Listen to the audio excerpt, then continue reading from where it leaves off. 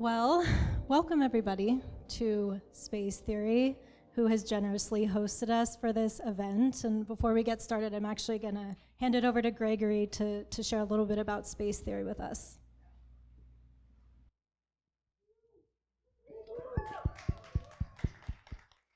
All right. Hey, everyone. On behalf of Space Theory, we would like to thank Works in Progress and these incredible panelists for collaborating on tonight's remarkable event. For those of you who may be unfamiliar with who we are, Space Theory is an intelligent kitchen system from the founders of Henrybuilt, the company behind the first American kitchen system. We feel tonight's topic, the connectivity of craft, aligns very closely with our aim to bring a high level of craft and to a functional system of living. Everything we design is produced by a dedicated, small-scale manufacturing team of craftspeople in Seattle, many of whom are artists themselves. We invite you to open a few drawers and explore the space after the talk as you investigate the artifacts around the room. So thank you all for coming out tonight. This is very exciting to see. Thank you for braving the trip up to Mill Valley. Not bad to come across the bridge this way. And I'll hand it back to Kelley. Thank you. So I'm Kelley. I'm the co-founder of Works in Progress with Kate. Where's Kate? Oh, there's Kate.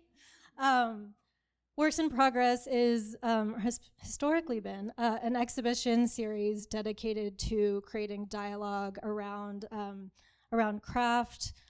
We bring space, objects, furniture together to create more conversation and awareness around this space of design. So we're very excited to be here. Before we get started, I want to let everybody know we are going to leave ample time for questions at the end. So as we're having the conversation, please feel free to take notes, collect your thoughts, because we want everybody in the room to be part of the conversation as well.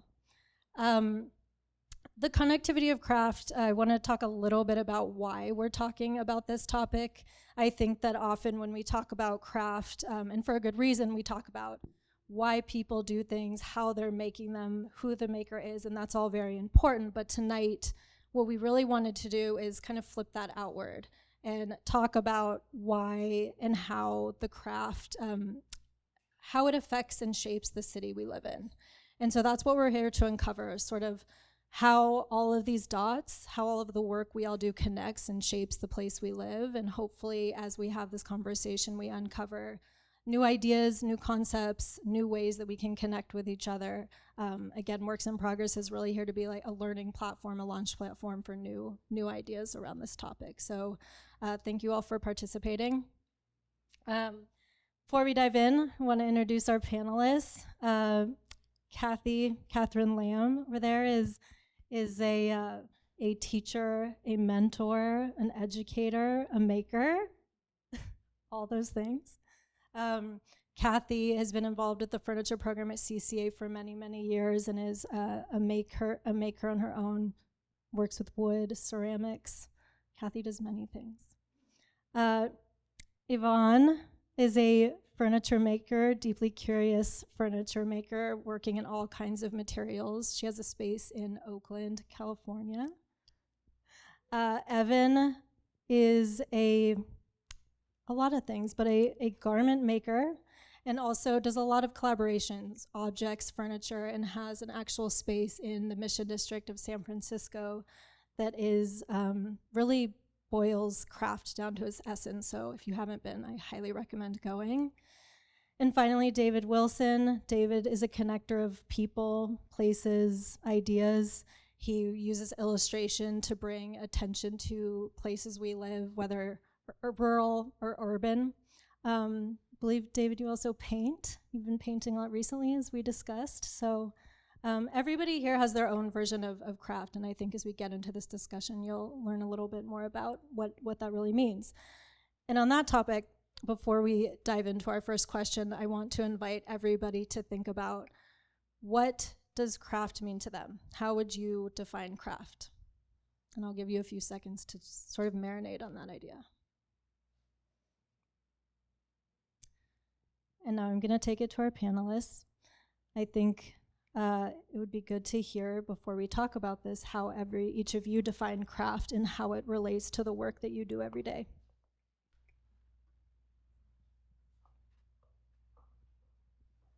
Who wants to start? I'll start. Thank you for hosting and inviting us to be here. Thank you for all coming. This is like a generous experience all around, so thank you.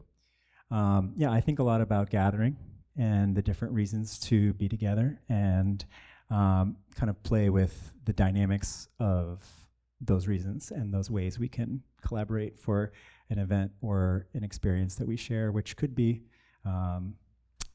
in a place that we are familiar with or in a place we're not familiar with. And I think the choice of where to gather is a playful place for me as a person and as an artist.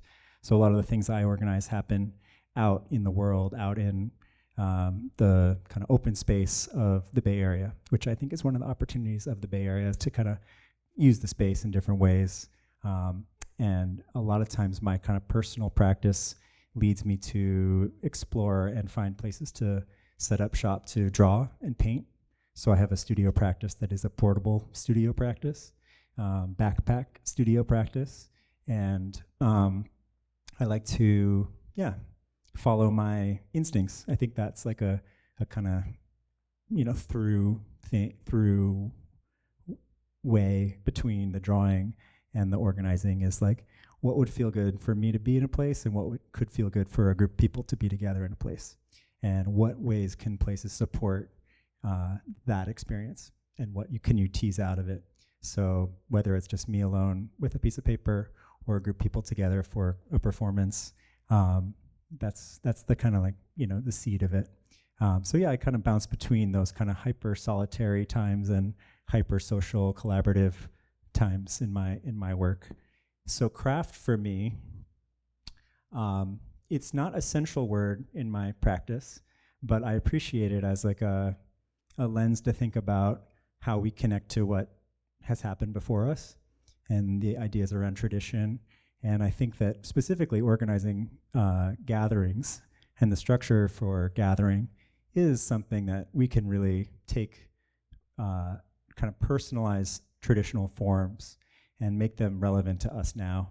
And maybe that can kind of be out of the context for where they've come, whether that was like a religious context or some other ceremonial context, but kind of feel like why they are still relevant to us to be together and to enjoy a shared experience. So I think that kind of stacking of time is a part of the craft experience I like to think about. I'll piggytail on that because when we first had this sort of pre-conversation and she brought up what is craft to you, the first thing that I was thinking about, as I often do, is time. And that craft is sort of a continuum where, especially for me, a background in furniture and woodworking, we are connected to this like artisanal history. We're learning techniques and skills that are passed down, understanding material. So that's sort of like the overarching thing that we're fitting into. And then individually, obviously, it is a practice. It's a thing that you don't start out having craft. It's a thing that you, it's like a muscle that you develop over time. And it's both like the detail and the execution of what you're building, but in a relationship to the material. And it's also the idea behind it. And I think in my own practice, I really love getting into the detail and obsessiveness of things, and also being inspired by my curiosity about physics or whatever it is that could lead me down a path of experimentation that then I sort of create my own problems to solve. And so it's my own relationship uncovering what it is I'm gonna make and how I'm gonna make it. So and then it's a ongoing thing. So it's like you're never done developing your craft. And I think that's one of the things that's really like endlessly exciting about what I get to do all the time is I just get to play around and discover new opportunities to create. I like what you're saying, Yvonne, about craft being sort of an open-ended inquiry. Like we kind of never really know where it's going to go or where it's going to take us, which is, I think, the beauty of it. I think in my own, as you're saying that, I'm thinking of on the drive over here, I was like, wow, I think about my own sort of like 30 plus years in furniture. And it's like I started as a furniture student studying with Donald Fortescue, who's in the audience tonight. Big props to Donald for setting an amazing legacy for a couple of us here, I think. But I started as a maker, moved into design, spent a lot of time in industry, oh, there it goes, back on, okay. Spent some time in industry not making things hands-on, but spending a lot of time with artisans, working all over the world, and then getting into education, and now I'm crafting spaces for students to find their voice, find their craft, all those wonderful things. And I've been thinking, like, what is it about this, like, it's a huge arc. Like, I've moved from making into education, and now I'm organizing spaces. And it's like, what is the common thing here? Because I feel like I've always considered myself a crafts person, but so what does it mean? And so I think for me, it's come to this idea of care, and that's such like an maybe a little bit of an overused, term in the world sometimes, maybe not enough right now. But I think that feels like the common thread just for myself as like, I feel like a conduit of this energy, and it's always about care. It's caring about like Kelley and Kate shaping the spaces. Like to me, that's as much about craft as like Evan, like sewing a really beautiful garment or, like all the things that we do. I feel like care is sort of the common, for myself, has become a really common thread when talking about craft. Evan? This is a necessary Mine's gonna be question. shorter. That's fine. I think not that that's good.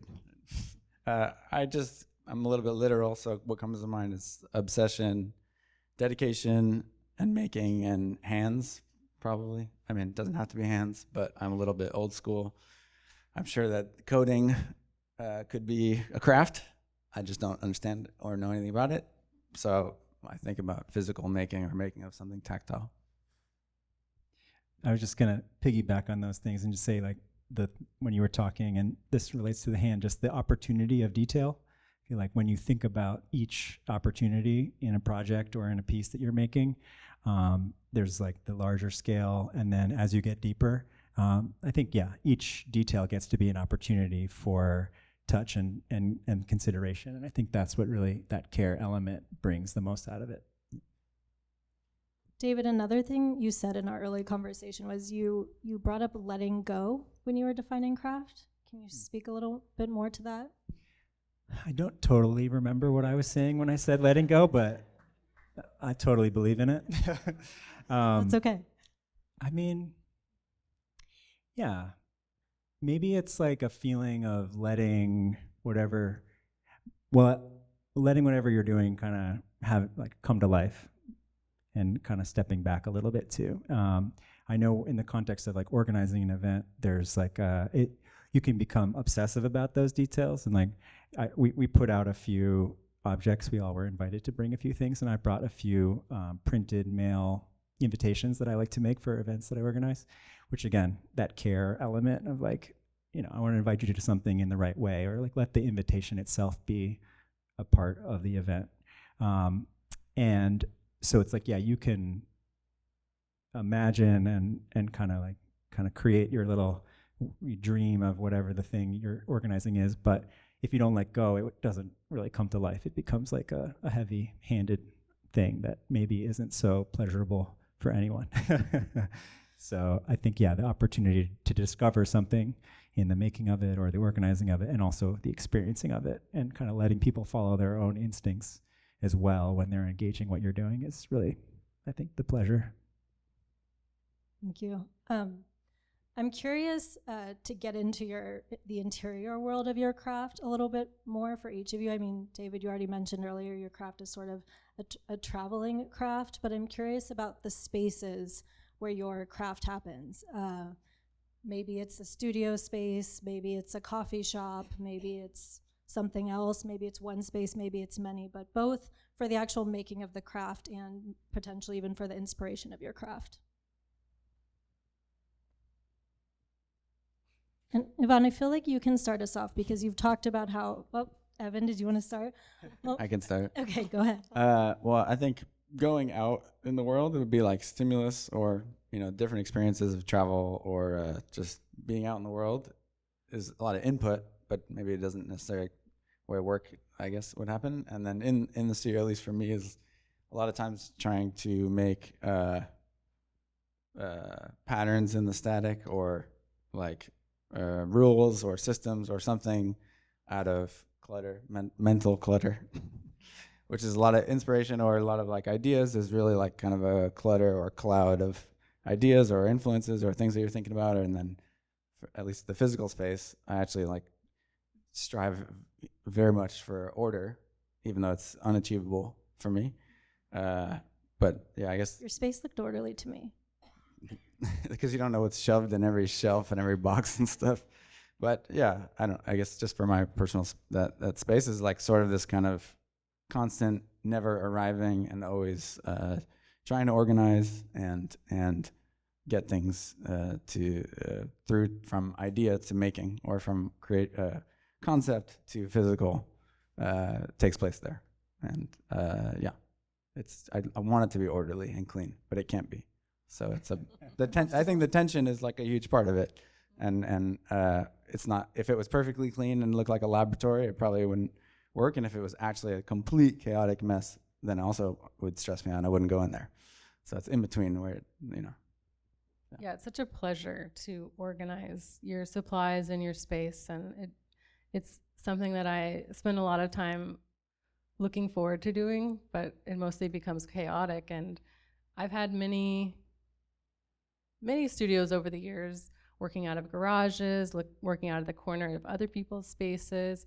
And for the last 8 years, I've had a live workspace in West Oakland, which is just over 2,000 square feet. And there's like a little loft where my bed is. And at one point I had a living room, but pretty much everything is my workshop now. There's a wood shop that is very obviously the studio that's dirty and dusty. And then there's a second space that has a big wall of windows. It's like a, classic brick converted industrial space. And it's changing all the time. Like most things are on wheels, and I'm moving things around to adapt for the scales of projects. And I think the other pleasure of the space that I'm in now is that I live with everything. In the past, I've had a studio and a storage unit and an apartment, and now everything is together. And so I can also like put things out on display, like this is my inspiration, this is the stuff I've made. I mean, there's not enough room for everything, but it is really exciting to have this kind of space because I can have multiple things happening at the same time. I had my space before this, I would have to work on a project and kind of store it away and then work on another project. And my work, there is a big range from very like functional furniture to exploratory sculpture. And so they sort of feed off of each other. And it's nice to be able to jump back and forth and even just like stew in this little world of inspiration that I've collected. That's what my space looks like. Yeah. Can we ask questions? You can't. How do you keep your clothes from getting dusty? Oh my God. Dusty and cat hair. Like my cat like hangs out in my closet, so it's always full of cat hair. But no, dust is a real. I have a dust collector, but yeah, yeah, it's tricky.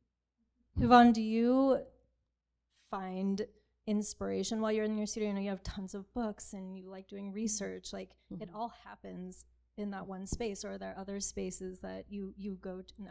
I mean, yeah, inspiration's everywhere. Like, yeah, constantly. I mean, always thinking and noticing, just walking down the street, the trash can. They're like, oh, it's interesting the way that's put together.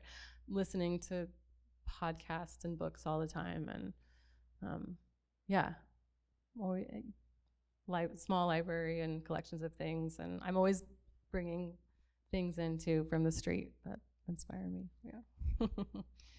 Yvonne's studio is amazing. I think it manages to capture sort of what we all know is like the messiness of the creative process. Like starting with too much order, not that interesting, right? The whole thing is about taking a chaotic thing and giving it a clear expression. So when you go to Yvonne's studio, it's just, even though it's not linear, you can really see in her space how you can kind of see where the ideas begin and then they become a form. It's a really, I don't know, if you ever get a chance, I'm not inviting everyone to your studio, but maybe I am. After Here we party. go. Yeah. But, not to get too contextual crazy about this conversation, but we're talking in the context of design. And I think, in education, there's this really interesting sort of, it's not really a conflict, but like when we had our pre-meeting, I think, David, you said something about craft being designing from the inside out, which I think is a really interesting idea. Like, by the time the things that we make get to the outside world, there's a really beautiful photo. There's a reason for beautiful photographs and, clean imagery. That kind of graphic communication is super important to get the work out. But where it comes from is really different, and it should be, and I think that's an interesting thing about when you said inside out. I was like, oh yeah.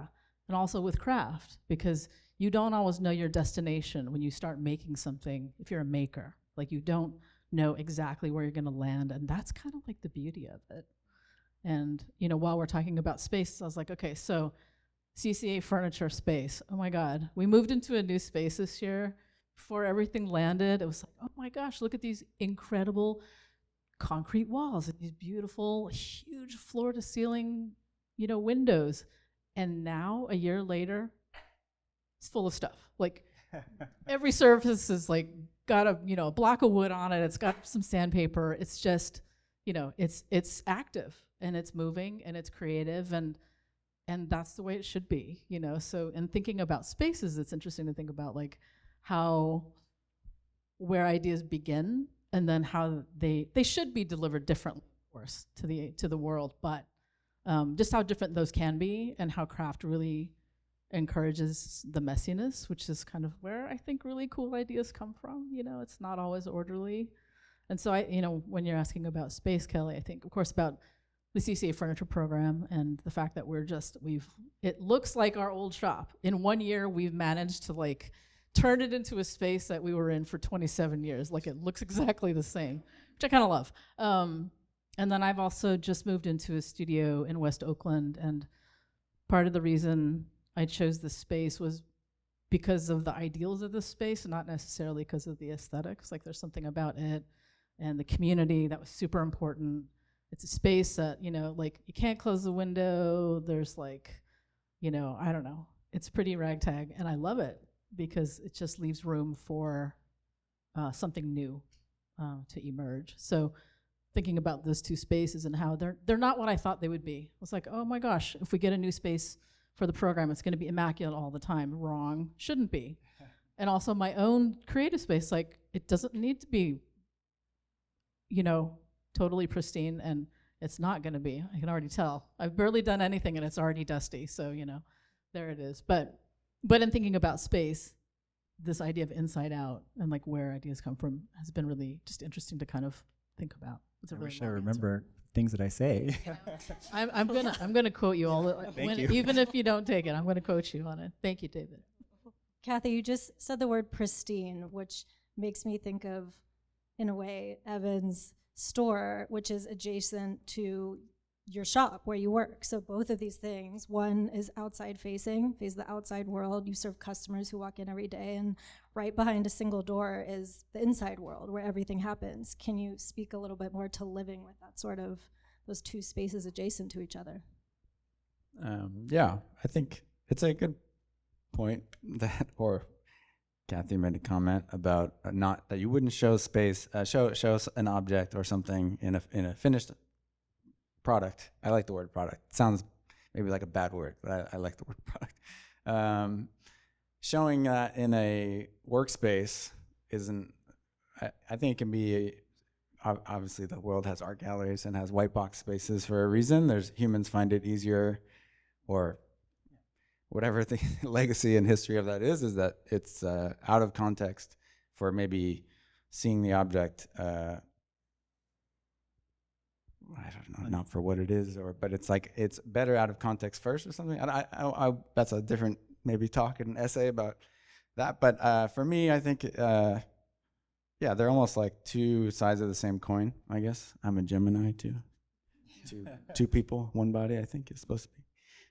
But the front is like meant to be calming and a quieter space and a little bit of like a break from maybe hyper commercialism, and also a quiet place that the product can have a place to breathe and a place to communicate whatever it is that it's communicating. And I think going back to what I said before, like that would be impossible to have a workspace that did that, as much as my own brain would love to have a workspace that quieted me or that calmed me down. That's not really possible for me. In my DNA, but yeah, I think it's a cool thing, and I like that people get to feel that. I think that inevitably it crosses over between the two. I think that we're working in the back, and there's like an energy to it. It's not just the retail, flat retail experience.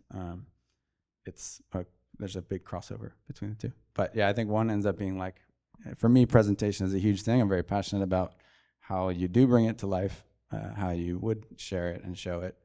And also making it, and the two things, and I think they are different, which I think is interesting. I don't have an answer. That was a question that I was trying to say, which is like, it's just interesting that it's like historically presentation space, workspace couldn't be more opposite, which is weird, I think, and interesting. I think it makes me think about balance and like a presentation being like in balance because it's kind of resolved.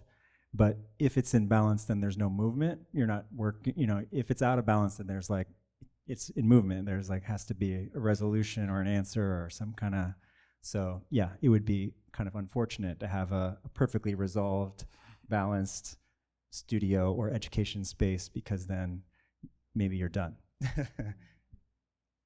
If we zoom out a little bit to the spaces where the craft happens, I think of that a little bit as the origin point. And we start thinking more about all of the different touch points your craft starts to touch as it leaves the studio or leaves the initiation point.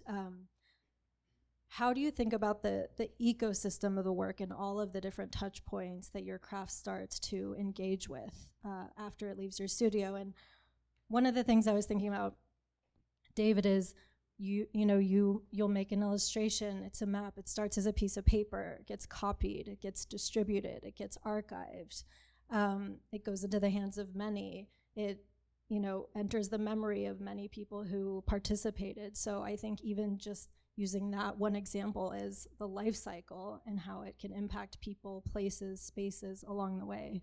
I'm curious if maybe you can speak a little bit to that. Yeah, I'm like looking at a bunch of my art over there right now, so it's helpful. Those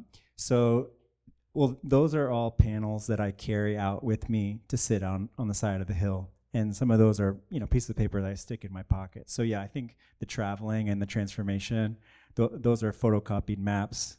They start, like you're saying, as drawings that I make kind of walking through the city to kind of think about where a thing could happen or an installation could happen, and then kind of bring those drawings and those notes home to photocopy them and then kind of put them out. So yeah, there is a lot of like steps and evolution to coming from like a personal experience to a shared experience. And I think that specifically what I like about the printed form, obviously there's like a sharing opportunity, a mass sharing opportunity, but it's also like this kind of like mirroring of like, here's an experience that I had that felt stimulating or interesting or relevant to me, and now I'm gonna like offer it to you, and whatever happens. And some of the events I've organized, like an event out in the Headlands many years ago, had a bunch of different artists and musicians kind of like basically like take to the Cove, Rodeo Cove, and set up shop to like, you know, create installations and do performances. And then there was a map that I drew that was like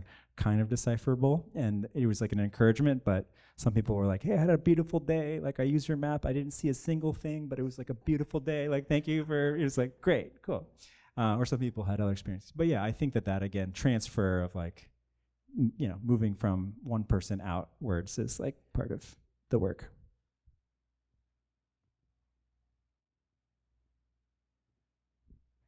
Kathy, I'm also curious about you because why are you looking at me like that? I mean, a lot of what you do is impart knowledge and ideas on large groups of people and people that are learning things. So I'm curious how you think of the ecosystem you're part of, in the sense that you have many, many touch points on a regular basis. I mean, education is so powerful that way, isn't it? Like, It is. I don't think I really understood that students actually listen until you hear the words come back at you 4 years, 6 years, however many years later, and I think that responsibility is a big one. And the reason. So I'll start with just the reason. The reason I wanted to teach. And can you please make? I might stray a little because I'm a little rambly. So please, like, punt me back. I will. On track if I go a little off. But the reason education for me was super important was because I did spend a lot of time in industry, and I had this particular experience that I didn't understand, and it was frustrating. I hit wall, you know, all these things, and the educational space gave me a place to understand and contextualize my experience. And so I think that is what I always think about with whatever I teach is, what am I saying, how am I saying it, and how can this open up someone's world? Like, that is really the goal, is to have the world open up. Like, I think that is probably the if I had to articulate what drives all the things we do, working with, you know, you and Kate in January, like all these things that, you know, I think about doing, it's like, how can this open up the world for our students, but also the people that are involved. Everyone down to, you know, the galleries who sit in the galleries. Like, how is the experience of seeing this work and interacting with the people that are involved? How is this helping us all feel connected, but also how is it helping our world sort of open up, I think. No, I think that's a really important point. It's not just the things we make, but it's the space, like being here right now. We need this space. We need all of us. We're all connected. This is a place where new ideas are going to form. So I think a lot of what I think about is, you know, not only the spaces we make in, but where we connect. Where is work shown? Like, Yvonne, you've been showing work through municipal bonds, which is another jumping off point for your work. So maybe you can speak a little bit about to sort of the ecosystem you view your work as part of. It's also clients. Like, a lot of people have your work in their homes too. I mean, this is the central point of this conversation. I feel like I've been thinking about that ecosystem that I exist in a different way, just like being like hyper aware of all the different people that are essential in the process. And it's someone that comes to me with a need, like, we need a dining table that we can have, you know, big parties and small parties and, you know, whatever it is, that instigates a new way of thinking. And then there's designing the piece, and sometimes it's integrated into a space, and I'm working with an architect or engineers, and there's a dialogue that happens about sort of getting on the same page, and it's collaborative in a way. And it's what I really love about a lot of the commission work, is it is collaborative with the client. And I end up making things that I probably wouldn't just get to on my own. And then even, the whole process of making things, the furniture and sculpture, like, it gets big and material, you know, you need help moving it. And I have assistants in my studio. I have my neighbors that help me unload things. Like, just yesterday I had like a 900-pound log come to my studio, which there's no way I could move that on my own. And my neighbor, he's like, I have a forklift. And so he brought over this massive forklift. And, this was like arriving at the mill. And so I had the mill like pulled the whole order off the truck. And then my neighbor, like, they had this like forklift exchange of the material. And then it came to my house, and then, got it on Jolly. And, that's a little bit, not everything is that level, but it really is, there is this whole system, like, just to make the thing. And then,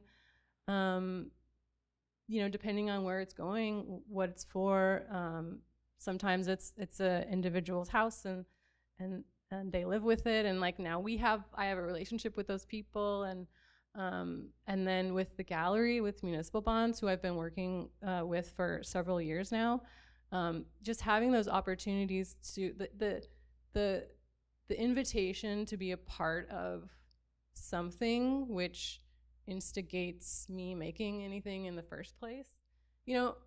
I'm sure I would find things to do, like, if I didn't have these opportunities showing up for me, but it's so exciting. And there's so much more like depth and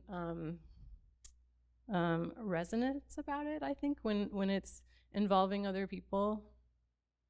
And then I'm sure we'll get to this at some point, but then like there is a collaborativeness that I like really value. Like, I have an independent practice, but I'm always seeking out ways to work with people, or even just problem solve, with my neighbor. Like, I can't figure out how to do this, and a different neighbor, but I have lots of great neighbors.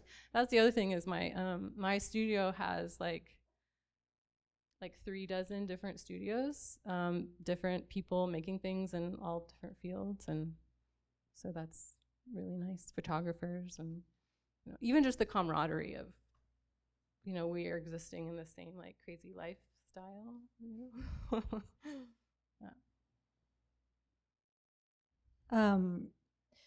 Yeah, I think the notion of collaborating, sharing ideas, sharing work, spaces where that happen are really important. And I'm curious, are there any, going back to this idea of space, not your own, are there spaces out there where you find that this sort of cross collaboration happens in the Bay Area specifically?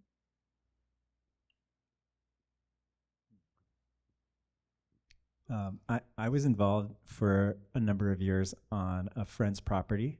I see my friend Jay over here, who's a ceramicist, and it was a property where a lot of people, up in Ukiah, and it's a property where a lot of people came to take retreats, take time to be on a rural property, but also kind of add to the property. Just, it was like a natural instinct to like see other people's contributions.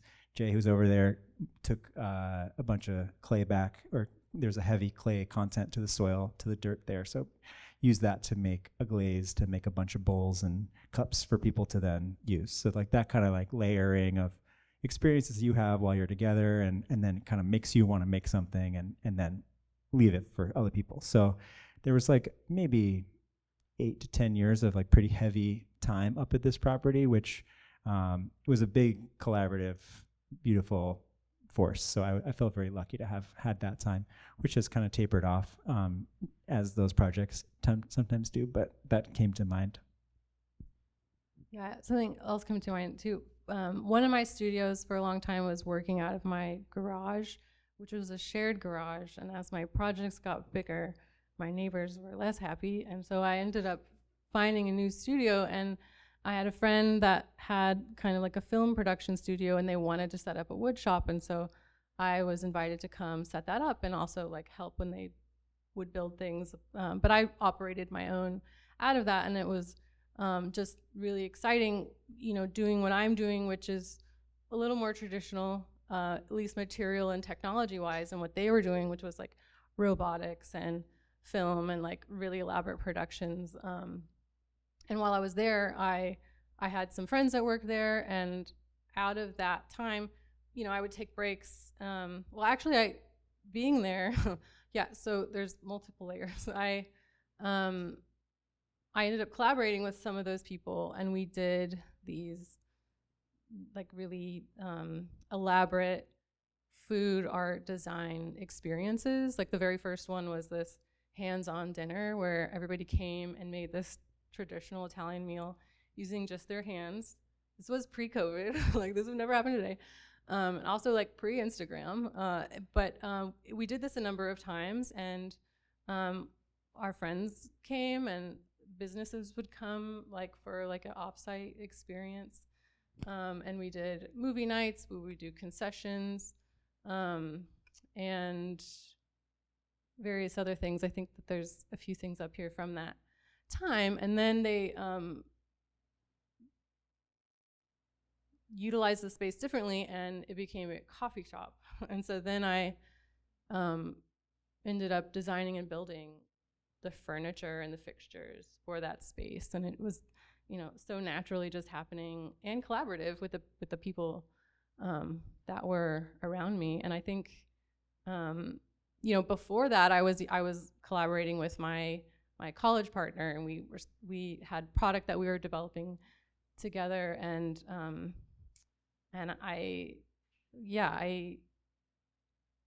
constantly aching for that kind of creative space. Like, I really love having my own studio, but I also dream about having something a little bit bigger that includes a lot of other people, so that there is that opportunity to even just have the dialogue, even if you're not really working on something together. I think it's just so exciting to see what everybody's up to, and you're inspired and you help each other. I think, Kathy, you share some of that excitement now, having a studio space that's part of O2. Yeah, definitely. I think even though I've just moved in and I'm just sort of starting to settle in and get to know everyone there. Everyone that I share space with, that I've met, super generous, always asking, how can I help? Which is an ideal and amazing. It's such a gift. Like, I am sort of shocked that I've been able to land in such a beautiful space. Because I haven't been there very long, I can't probably say too much more about collaboration just yet. I'm hoping next time we do this, I'll have more stories for you. But as you know, David, as you're talking about rural projects, I'll try to keep this brief. I did a project out in New Mexico starting in 2016, super remote, 8,000 foot elevation, sort of an earthworks kind of project. And this is 2016. I marched into this very tiny rural community with my spreadsheets, and my like city schedule. I'm like, okay, let's do it. We have this money, we've got the schedule. Step one, step two, and everyone was like, they were so gentle. Just sort of, you become a collaborator with everyone and everything, including the weather. You have to learn. I had to slow down and really learn how to not just use the word collaboration, but really open myself up to meeting things halfway. And so that project really taught me a lot, I think, about what that meant. So David, as you were talking about that project, I was like, oh, of course, how can I not talk about this? And then that experience really, I think, helped me as an educator also, just this idea of meeting folks halfway, which I think is a really nice way to teach, especially when you're making. But yeah, I think the project in New Mexico was a big, sort of more architectural scale thing, but it certainly still felt like any other project that I have sort of worked on. But I learned a lot working out away from the city. Good. Evan, you do a lot of collaborations, and you've taken gatherings outside of your own space. Like, for example, you did one at Headland Center for the Arts recently. Can you talk a little bit more about your collaborations and how that's different from just making things independently for yourself? Yeah, I think a lot of making for me, maybe, I don't know you guys, but it's like starts kind of like a dissatisfaction of some kind, or like you want something to exist that doesn't exist. Could be the simplest way to put it, but a lot of the products or objects or things that I want to make, I usually can't find, at least in the particular way that I want them. So collaboration for me has come out naturally out of finding people whose work that I admire and like what they do and do not wish to make a shittier version of what they do. And I would like, so usually the collaboration is a friendship or some kind of admiration of something that someone is doing. It could be a 200-year-old leather tannery shoemaker, or it could be someone who's the same age as me, a married couple that makes really cool something, or, and it's just a response to, it's kind of like an acknowledgement in some regard. There's like, that's the main way that I end up doing a lot of collaboration is that. Obviously, all of the work is collaborative, working with weavers or all of it's collaborative. It's very unfortunate that my name goes on it at the end. It's embarrassing, but I couldn't think of a word to use as a brand name, so I'm sorry. But I thought that would be more trait or something. But yeah, all of it's collaborative, all the way down the line. There's no way. From in my studio, I collaborate with a pattern maker and an assistant we make patterns together. That's still feels brand new to me, even though that's 3 or 4 years old. That's like, feels very intense. That's probably the most hardcore collaboration that I navigate. Then, yeah, all the way down through visiting weaving mills and dissecting what someone might do and try to, iterate on it or take it somewhere different than it was already. I think I collaborate in a space way with your friend Marina Contra over there. She's a weaver. She's in my space. That's a good collaboration because she doesn't give a shit about what I'm stressed about in my company. So it's good to have that in the space. It's a very good collaborative space where it reminds you not to be too drawn into your little bubble. I know it's getting a little late, but I want to talk about the Bay Area specifically. And I think we asked all of you to be part of this because you shape the Bay Area in some way, and I imagine the Bay Area shapes you. So I'm curious, how do you feel the Bay Area specifically has shaped your work? And I think, David, you mentioned, the layers of the Bay Area and having the urban environment, having nature, and having those options, and how it influences your work. So maybe you can share a little bit about that. And I'm also curious, how does a site become a focal point for your work? Yeah. Well, I really like reacting to things.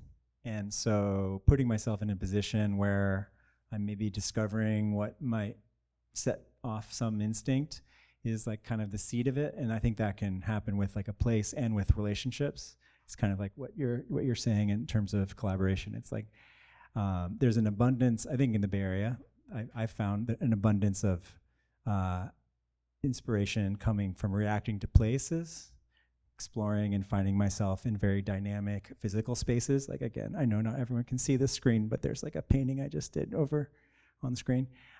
So yeah, there's like a bell that goes off, that kind of like, it's almost like when an image kind of is like locks in. And there's a feeling for me when I find like a space that I get really excited to sit with. So do you go looking for it, or I love that part. That's like my favorite part. That's like the searching and the discovery and the feeling of like, again, that like bell going off and you're like, okay, you're my friend, you're my place. Like, you're gonna be where I hang out and get to know how I feel here and what happens over this period of time. And again, I think that happens with relationships with people and places. So yeah, I think that there are certain people and certain practices, like you're saying, you see them and you're like, oh wow, like you just seeing you and hearing you and what you're up to is like, now my brain is like going in all these directions. And that kind of explosive feeling is like, all I really hope for and search for, and thankfully have found consistently where I live in those two places. So, keep it going. Evan, you said something when we had our first conversation, which was you said, I like it here. I feel good here. And it was just so casual. Like, I feel good here, and it helps your craft. So can you share a little bit with the group about that feeling? Sure. I moved here when I was 18. I'm not from here, but I did choose to come here. I've been here for half my life. Yeah, I think it does just feel good. Sometimes people in my line of work ask me why I'm in San Francisco, or what about all the tech guys and their free T-shirts that they wear. So I have to answer to that a lot, but it doesn't matter. It doesn't really have anything to do with what I do. I think we talked in our original talk, time we met, we talked about how work comes from an internal place. Obviously, you have external factors. David is, obviously inspired by external factors, but stopping, seeing something, seeing yourself in something is an internal process. Like, the landscape didn't tell him to paint it. He felt something, had an internal process that caused him to stop and do that and take time to do that and put energy into it regardless of outcome. The place feels good. I like the very small town atmosphere I feel like here, which is really cool. And you do run into your friends all the time, and the escape to nature is very close by, and that's pretty essential for me. I think, you asked about maybe like external stimuli and how that would factor in or something. And I don't think it doesn't matter, and it probably helps me personally because I don't need to walk down the street to get like the energy to do what I'm doing. And it might be just a distraction anyways, if I was like really, really paying attention a lot to what's going on out in the street. I think you just need to be where you feel or where you get energy. But I'm going to bring up again the David Lynch thing, just because I do think that's a fun one. That when he talks about making Eraserhead, that he needed to live in Philadelphia where he fucking hated. He really hated it. He thought it was the most disgusting place. I was born in Philadelphia, so no disrespect to anybody. I like Philly. I think it's cool. But David Lynch hated Philadelphia so much and was so like obsessed with his sort of disgust for it, it seems like, anyways, from his words, that but it filtered into giving him energy. So that's obviously one way that creation can happen. But for me, I feel like being able to go in the redwoods and like get lost for a little bit on the weekends or something, and that I need to be somewhere that feels nice. I can't be at somewhere I hate. Did you want to add something, Kathy? Yeah, when you just said going into the redwoods on the weekend, I mean, I feel like we all do that, and probably a lot of you here do that too. I think in the pre-conversation there was talk about the proximity, how easy it is to go from, the city, and all of a sudden you're on a trail where you see the ocean, and that makes life really kind of, manageable when it's hard. I think I was born here, like I was born in Oakland, and I've pretty much, right? I've been here my whole life, and so talking about this place is like I could talk forever, which I won't do, I promise. But connecting the idea of place with craft, I think, is kind of like what all of my own sort of scholarship and thinking has been about. Like, yes, I grew up here. Yes, I live here. I won't bore you with all the details, but I feel like this connection to land, this connection to making a community has been a thing that has helped me understand why I'm here. And so for me, the conversation about craft and place is inextricable. Like, it's a relationship to land, it's a relationship to place. I'm first generation. Both my parents are from other places, and so, it's been important for me to get a deeper understanding of this place, I think, through school, through art making, through being part of these amazing communities. That is sort of, I don't know.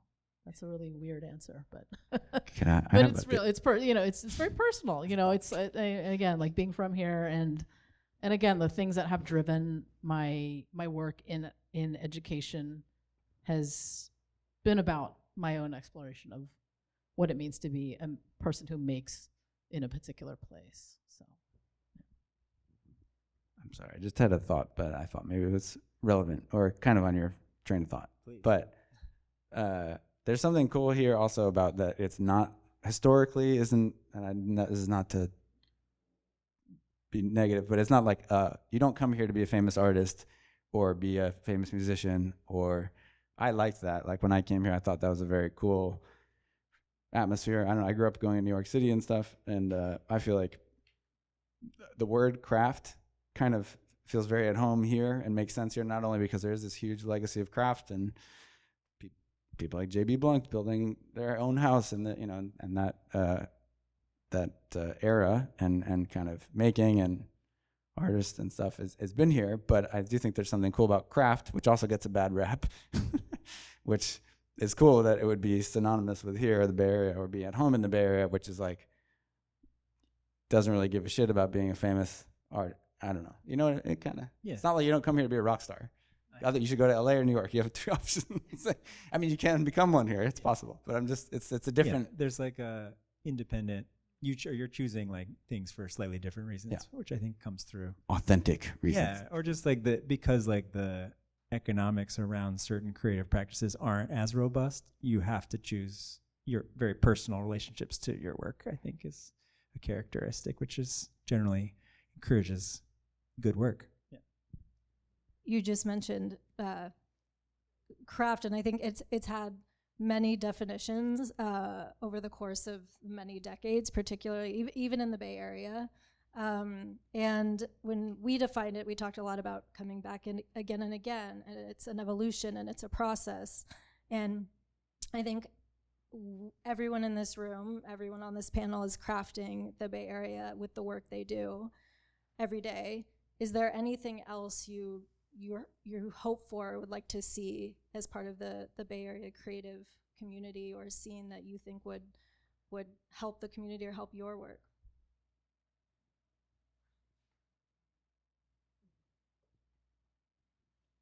I think thinking back to the ecosystem too, like the spaces we work, the spaces we share, the people that write, any aspect or level of that ecosystem, I think is valid part of this conversation. Yeah, I was thinking the question before kind of connects to what I'm feeling now, which is about how the Bay Area shapes us, and also what we want it to be. I also spent half my life here. I came here for art school. Donald was my teacher and mentor, and I worked for him, and Kathy, and like many people in this room I've connected with and has helped shape, and Emily, Municipal Bonds, enabling this career. There was a point when I was last looking for a studio before I moved into where I am now, and I was like, I can't afford it, like, because I needed more space, and I was contemplating moving.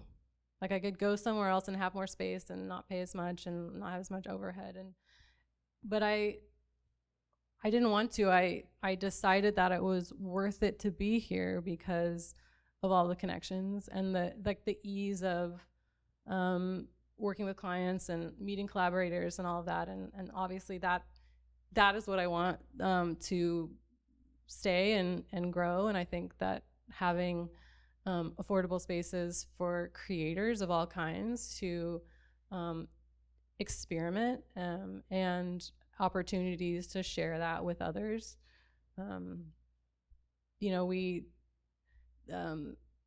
often see the artists are in these industrial spaces that kind of disappear. Like it kind of happened in the city a little bit, and even in West Oakland, it's changing a lot right now. And some good in good ways, but if we just need to retain it. Okay. Wait. So I was just gonna say also, artist run space as like always the answer to the artist, because it's just where things grow, and so seeding more spaces like that is always going to be what keeps a living environment for creative expression against like the more like rote forces of capitalism. It's like the things that don't make sense are really important. Things that don't make sense in terms of capitalism make the most sense in terms of spirit. So. Evan, you mentioned non-commercial spaces. That you'd like to see.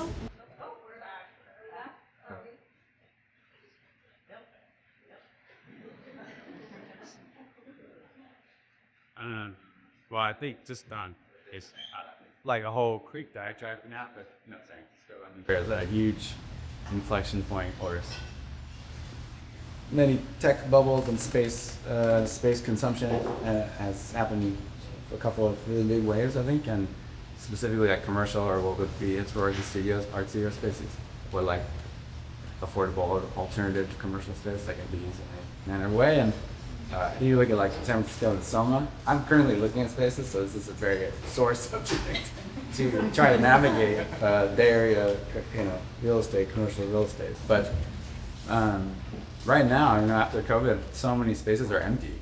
Actually, lots of retail is empty. But unfortunately, the people don't want to be like the big bad person in the sky. But like there's you kind of need the whole community to get behind these ideas of space and what spaces can be, and what does a city need to stay healthy or positive or relevant, any of these things. And I've seen that a lot of these spaces are empty. People don't want to accept that they might get a rent that isn't what it was 3 years ago or the height of the pre 2019 or whatever. And they're all just, a lot of people are just waiting for the next open AI. No disrespect to anybody, and it's very challenging. And I'm like not even an artist working in looking for art studio. I'm like, I got a fucking business. I can pay some rent. Come on, and I'm like nothing. I'm like a speck of dirt. I can't get responsive. It's a very it's a real thing. It's not. We can talk about spaces, but the reality is that you need infrastructure, you need government, and you need landlords.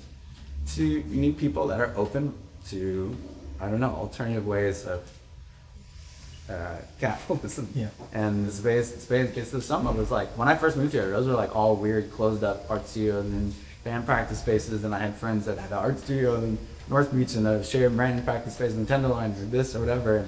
And that there's not as many as there was 10 or 12 years ago. Not to no, but it's just there's like a bottom line where it's just like it's a challenge. It's important to talk about this. But I think what Yvonne says is very true, which is like we all weigh the option and we all love the place and so it's you can't leave, but it's a real challenge for allowing people. I mean, if you go to CCA and then you're like, yeah, I'm a furniture maker now, and even if you have a good practice and you have to be like, okay, do you want a studio and an apartment in San Francisco? It might be kind of, I hope you get some good prices for your stuff. I think kind of attached to this is this idea of creating an ambience. I think that, handmade things are for private, shouldn't even define that. Just objects, period, I think are really, San Francisco's not very friendly towards three-dimensional, it's expensive. Space is expensive, so where do you show? I think that is something that sculptors have always had to deal with, historically in galleries. Sculptors have always had to deal with that, and I think that extends even now to everyday products.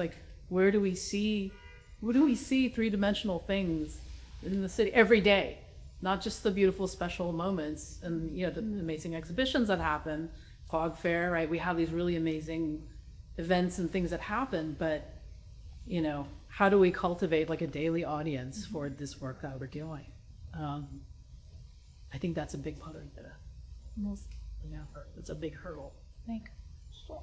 I do want to leave room for some questions, so maybe open it up to the audience in this way. Can everyone in the back hear us, by the way? Oh, that we have it. Okay. All right. Thank you all. Definitely want to open it up again. This is a conversation amongst all of us, so does anybody have such questions they'd like to ask the panelists?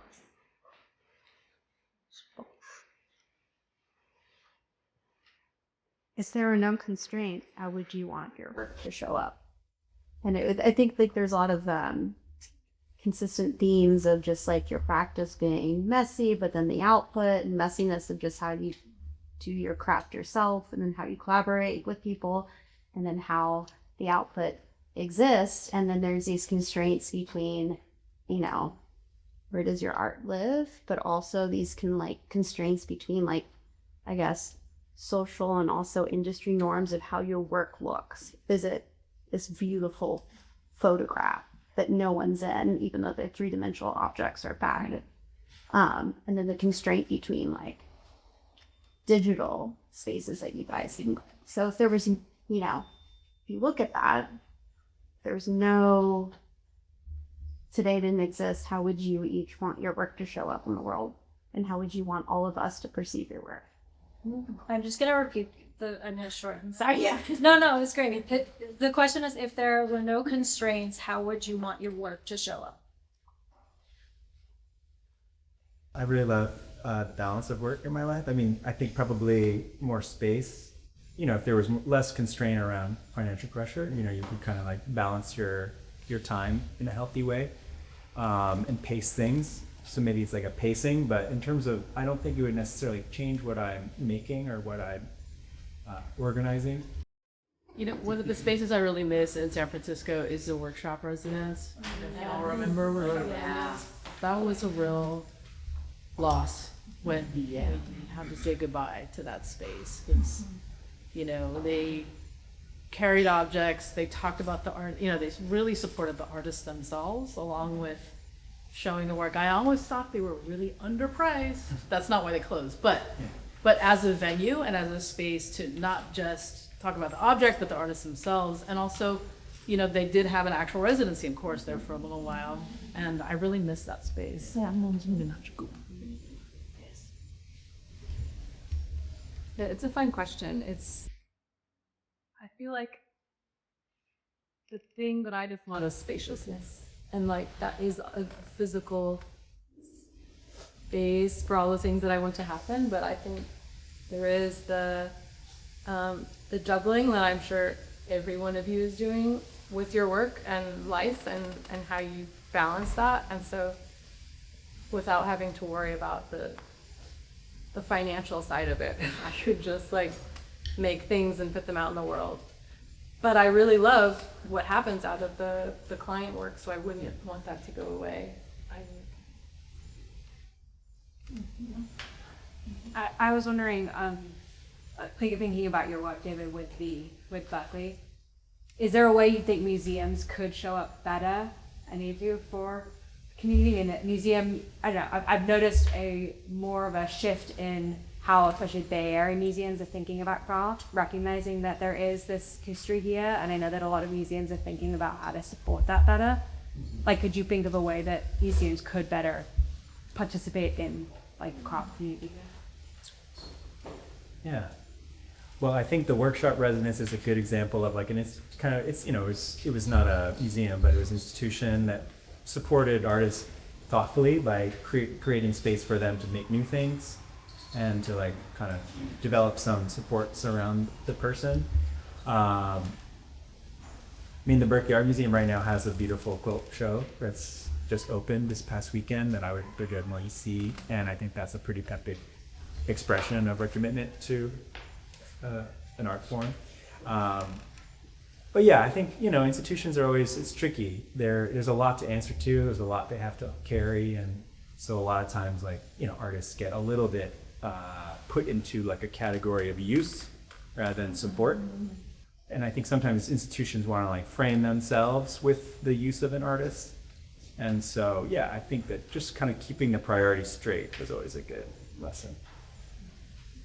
I think one way that that SF Noma made that exploration really early on was through, they had the Seeker Award now, which for visual artists, but in 2000, the design of architecture area had a experimental design award as well, which we ran for 1 year. And then it was such an innovative thing for SF Noma to do. They've got a very strong collection around design, but I think museums doing something like that where they recognise the kind of the skills and the innovation that's happening in the Bay Area, and put it in that context, I think would be a really wonderful way for them to do that on a regular basis. I think of so many artists in the Bay Area whose careers have been launched by the Seeker Award. Yeah, absolutely. It was like to see that happen within the design craft world as well. I got the Seeker Award, and I was lucky. It was like not lucky, depending. It was like the year that the building was closed. But for me, as someone who likes to do things out in the world, they were all like, well, how are we going to do this? And I was like, oh, we got this. Like, this is this is gonna be great. And so like it was actually kind of nice because they really let the artist lead the way with that particular version of the exhibition rather than trying to just be like, okay, here's your space, like just keep it into this kind of corner or whatever. So I think that was like, I was like, maybe this will lead to more artist-led versions of exhibitions for this, but yeah. Any other questions in the back? Yeah. So one of you mentioned that like craft doesn't kind of rap, and some of you describe yourselves as artists, and so I'm wondering like, where's the delineation between craftsperson, artist, artisan, and designer? I know a lot of it has to do with colonialism and how like traditional forms of craft has like been seen as lesser versus like art. So how are you seeing yourselves in that spectrum of like craft to art? You just touched on the thing that is core to the background of how I teach and what I like to think about. And so furniture is in the design division at CCA, and we're kind of an oddball because we're one of the few sort of hands-on making programs, but I think that we're fine there because I like to think of craft as like a decolonized design practice, you know, where the object maker is the object maker regardless if they're making it with their hands through ideally, through a process that actually feels resonant with someone. But it's a really great question, and I think, again, I kind of think of craft as like a decolonized design practice in a way, and it's not that cut and dry, of course, in the global world, but that's sort of that idea that you're talking about there of like, how do we, like, why isn't held, I actually don't know that it's as true as it has been in the past, but generally, yes, like why has craft historically been considered a lower, quote, lower art form? And I think it has everything to do with what you're talking about, the systems and structures, racism, colonialism, all of that. So I think, and as you all have been hearing, I'm speaking mostly from my sort of context as an educator, so I'll just keep continuing in that vein. But I think that, again, that is how I think of craft, is that, because I consider myself a designer, but I am a completely hands-on person, and I can't imagine, I don't consider myself an artist. I'm definitely a designer, and I make things. So, there are like in the big world, like designers who make things is pretty common. I feel like it's also a very American thing, like you go, you hop a pond, right? And there's like the Loewe Prize where it's like craft and art are one and the same. They're not, they're not separated to create like these neat categories for everyone to understand, the work that's happening. So it's a very good question. Yeah, when I was a student, it was when I graduated, I think I was the last class that could have the C at the end of CCAC, and so it was a topic I've just gotten a lot of like people wanting to defend it, and I don't think about it so much anymore. I just feel like it's all braided together, and that is maybe more specific to my practice. Like it really is. I am a designer, I am an artist, and I am a craftsperson. And I tend to say artist because I feel like it's, I don't know, overarching. Yeah.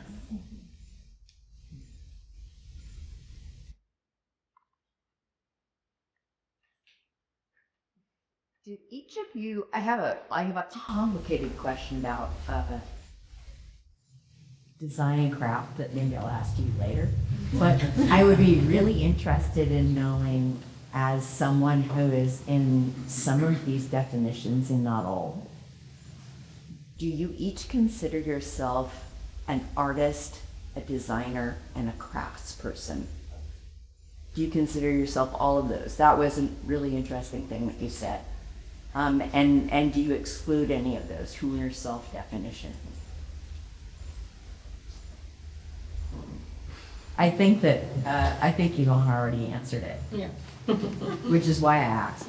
I just think of myself as Evan, Like, and I don't mean to be like, No, you know, no, I don't want to take.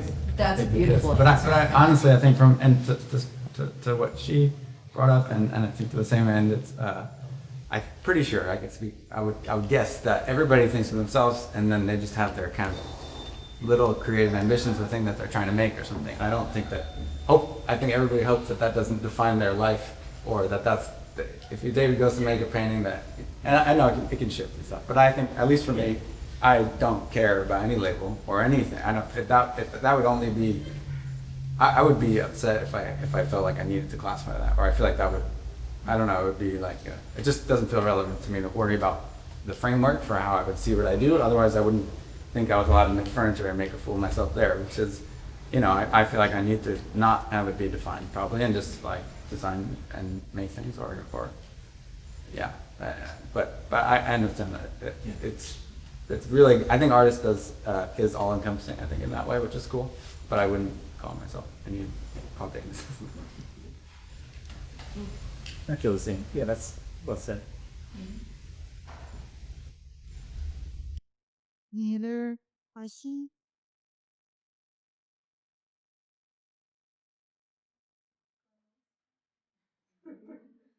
Okay, well, I guess we can wrap up. Thank you, of course, so much for